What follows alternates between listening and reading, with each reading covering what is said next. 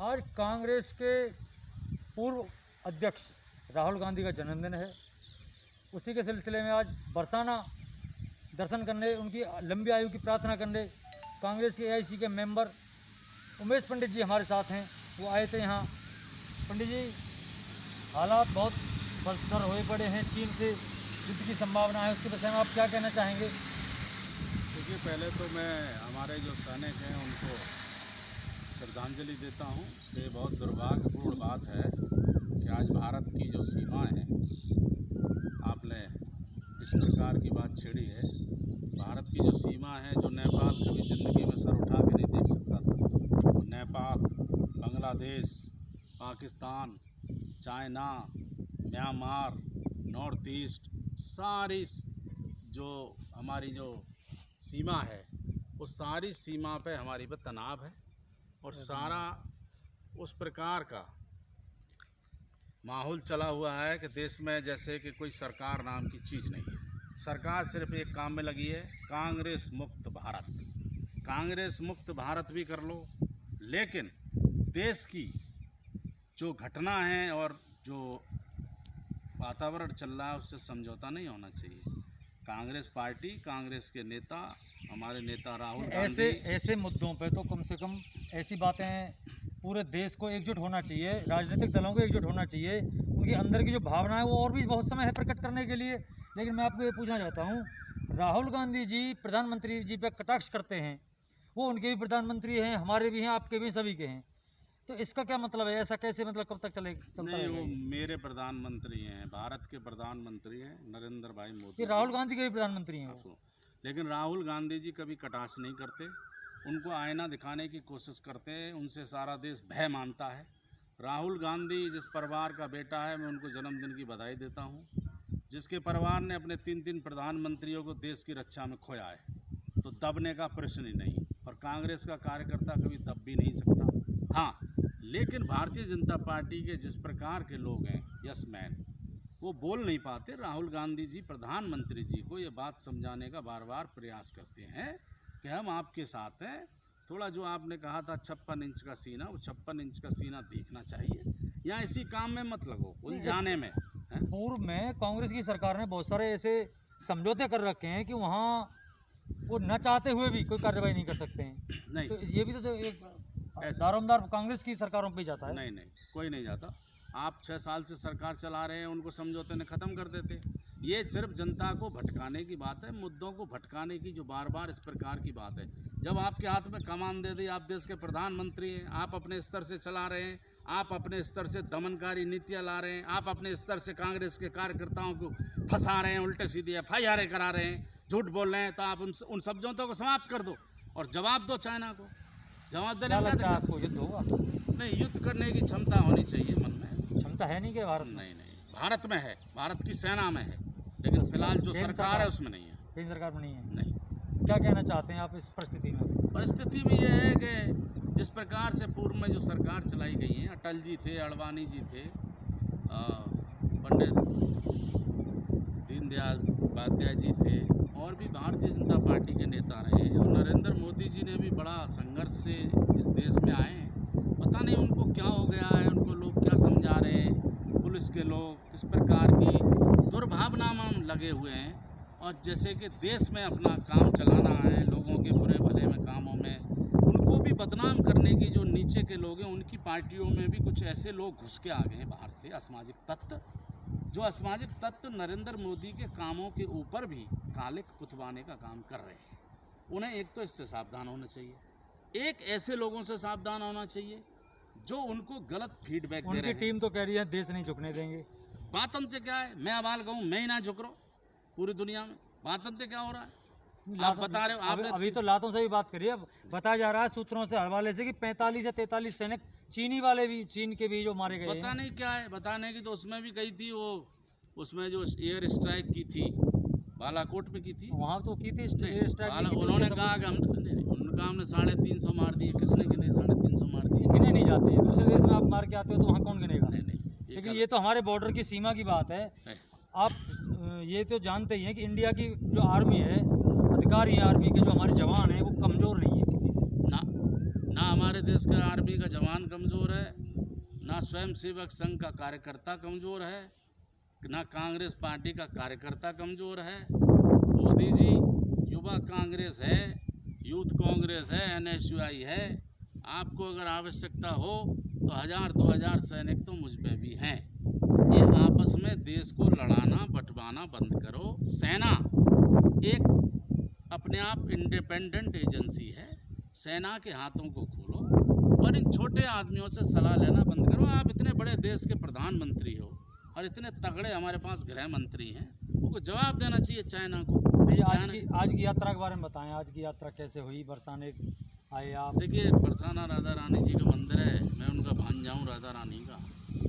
तो मैं वहाँ उनसे गया था कि भाई ये जो माहौल चला हुआ है, देश में शांति हो, हमारे सैनिकों का जो बलिदान हो रहा है वो बंद हो और हमारे नेता राहुल गांधी जी को आशीर्वाद दें राधा रानी कि वो आने वाले समय में देश के प्रधानमंत्री हो जाएं, जिससे देश में कल्याण हो और देश में अच्छी भावना आए, वैमनस्यता की भावना खत्म हो, सारी पार्टियां एक रहें, देश के बारे में सोचें, राष्ट्र के विषय में सोचें, एकता के बारे में सोचें। सब पार्टियां के लोग आपस में मिलते हैं, आपस में बात करते हैं, उनमें वैमनस्यता नहीं होनी चाहिए, प्यार प्रीत से। उत्तर प्रदेश की राजनीति की बात करें हम आपसे, तो कैसा योगी बाबा का कैसा चल रहा है? आप लिखते रहते हैं सोशल मीडिया पे भी कि योगी जी बहुत अच्छा काम कर रहे हैं लेकिन उनकी टीम काम नहीं कर रही है, तो कैसे आंकते हैं उसको? देखो, बाबा बहुत अच्छे आदमी हैं, मेरी एक बीमारी है वो सही कर दी, लेकिन बाबा के साथ साथ समस्या क्या है कि उनको मुख्यमंत्री बनाना पड़ा था, बना उनके दाएं बाएं ऐसे लोग लगा दिए गए हैं कि बाबा दिन रात मेहनत कर रहे हैं और उनका एक ही उद्देश्य है, साधु संत हैं कि उत्तर प्रदेश में बहुत अच्छे थे। देखो, आप देखो कि 1 लाख से ज़्यादा मरीज हैं महाराष्ट्र में और 1 लाख से और बहुत दिल्ली में बुरा हाल है। उत्तर प्रदेश में मुख्यमंत्री जी ने बहुत कंट्रोल करके काम किया है और मैं तो उन्हें एक सलाह दूंगा कि मुख्यमंत्री जी, शासन प्रशासन से आपसे ज़्यादा कोई नहीं जानता। आप भी शासन प्रशासन के बहुत अच्छा जानते हैं कि आपका भी किस प्रकार से इन्होंने उत्पीड़न किया था। तो आप इस शासन प्रशासन की बातों में ना आके, झूठे लोगों की बरगलाने की बातों में ना आके, आप अपने उत्तर प्रदेश को बड़ा बनाने का प्रयास करें और हम कामना करते हैं कि आप और ऊपर जाएं। यहाँ प्रशासन है लोकल छाता का, मथुरा का, इससे आप संतुष्ट हैं? क्योंकि कोरोना अब एकदम से बढ़ने लगा है मथुरा में, तो क्या ये ढील जो बाजारें खुलवाए गए हैं इसके कारण है कि और भी कोई कारण हो सकते हैं इस चीज़ के? शासन जो प्रशासन है मथुरा जिले का, उसको काम नहीं करने दे रहे लोग।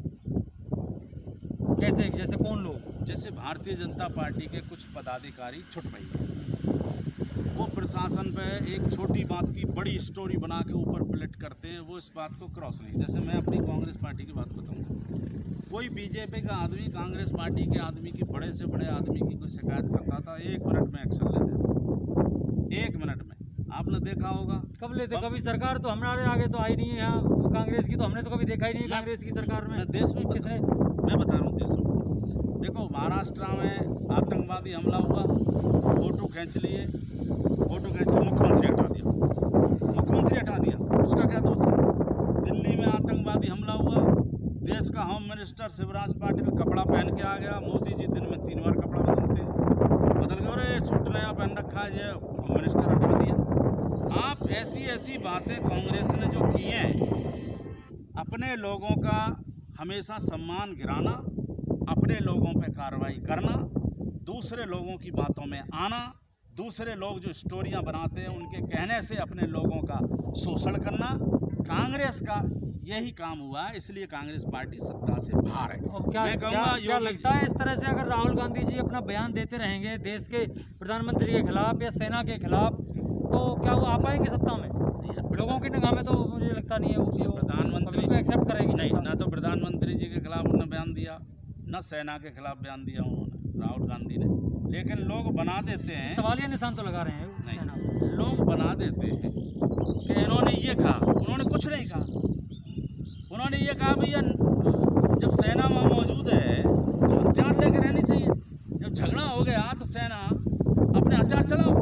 क्या राहुल गांधी अधूरी जानकारी को लेकर बयान देते हैं? उनको पता नहीं है कि समझौते हुए हैं, उन समझौतों में स्पष्ट लिखा हुआ है कि बॉर्डर पे चाइना के साथ पेट्रोलिंग के समय हथियार नहीं रख सकती है सेना। ना वो रख सकते हैं ना ये रख सकते हैं। अब मैं यहाँ बिना हथियार पूरी जानकारी के बावजूद वो बयान दे रहे हैं। अब मैं यहाँ बिना हथियार के घूम रहा हूँ, मैं बिना सिक्योरिटी के घूम रहा सर हम बात चाइना बॉर्डर की हूँ। कर आप रहे हैं। बात सुनो, अब आज 2 आदमी आवाज जाके मुझसे लिपट जाए तो मैं मर जाऊँ कि मुझे कुछ काम हाथ पांव चलाने चाहिए? ये स्वयं सेना आत्मरक्षा में तो हर काम को जब आपको सूचना मिल रही है कि चाइना चालाक है, आपको एक टीम पे इस प्रकार से तैयारी रखनी चाहिए। तो क्या ये जो एजेंसी है हमारी सुरक्षा एजेंसी उनकी चूक रही है? भारतीय जनता पार्टी की उन्होंने कहा सरकार, कि समझो मतलब पूरी सोच समझी रणनीति थी ये चाइना की। भारतीय जनता पार्टी की जो सरकार है उसमें पुलिस और एडमिनिस्ट्रेशन और सेना को में ज़्यादा हस्तक्षेप है, जबकि ये करना नहीं चाहिए। नहीं समझे?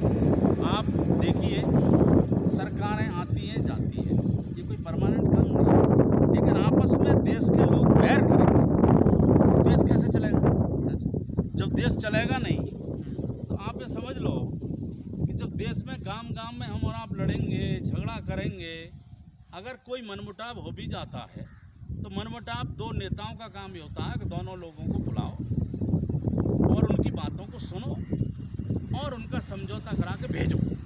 उनको उलझवाने का काम नहीं करना चाहिए, क्योंकि सत्ता परिवर्तन होंगे, झेलना पड़ेगा।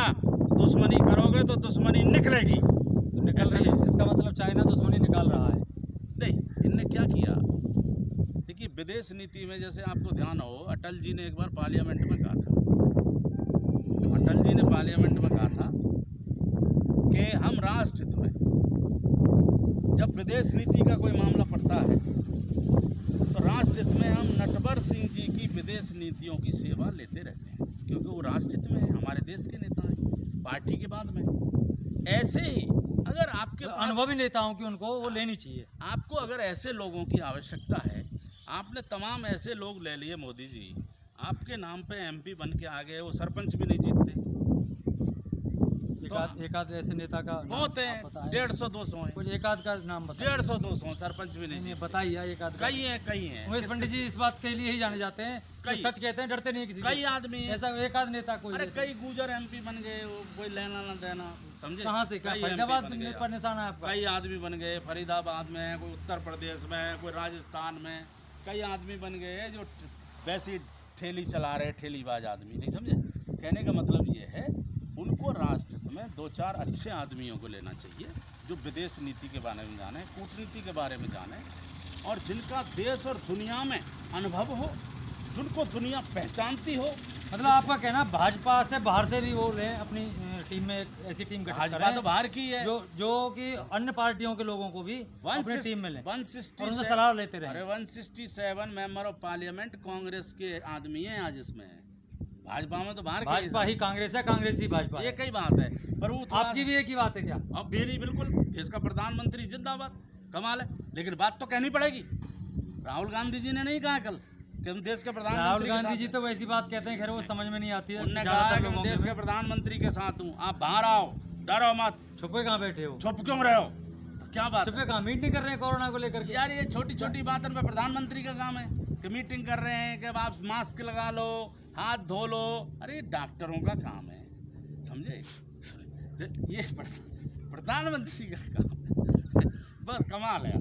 और जिला हमारे यहाँ एक ऐसी मानसिकता है लोगों की कि हमारे देश का सर्वोच्च पद पे जो विराजमान है हमारे प्रधानमंत्री जी, तो उनकी बातों को ज़्यादातर मान जाते हैं लोग आज। इसीलिए प्रधानमंत्री जी समय समय पर उनको बताते रहते हैं कि आप ऐसा करिए, तो वो कई बार हमने देखा है मतलब बातों को मान जाते हैं।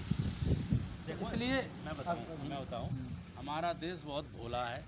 हमारा देश रामचंद्र भगवान का देश है, कृष्ण भगवान का देश है, और सीता माता का देश है, जहाँ माता पिता की पूजा होती है। और यूरोप में और अब तो हमारे देश में भी माता पिताओं को ओल्ड एज होम में डाल देते हैं लोग। हमारे यहाँ तो एक थानेदार की भी मान जाते हैं। क्या बात कर रहे हो? हमारे यहाँ तो एक दरोगा की मान जाते हैं, तो प्रधानमंत्री हैं। आप कलेक्टर से कहलवाओ, SP से कहलवाओ, उनको काम करने दो।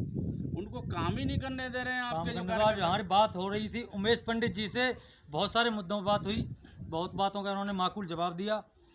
और राहुल गांधी जी का आज जन्मदिन है, उसकी ये मनोकामना भगवान के दरबार में आए थे, राधा रानी के मंदिर में बरसाना आए थे और वहाँ अपनी अरदास लगा के आए हैं। हम भी शुभकामनाएं देते हैं राहुल गांधी जी को, उनके जन्मदिन की बहुत बहुत बधाई। और उमेश पंडित जी आपको भी बहुत बहुत बधाई। धन्यवाद, नमस्कार।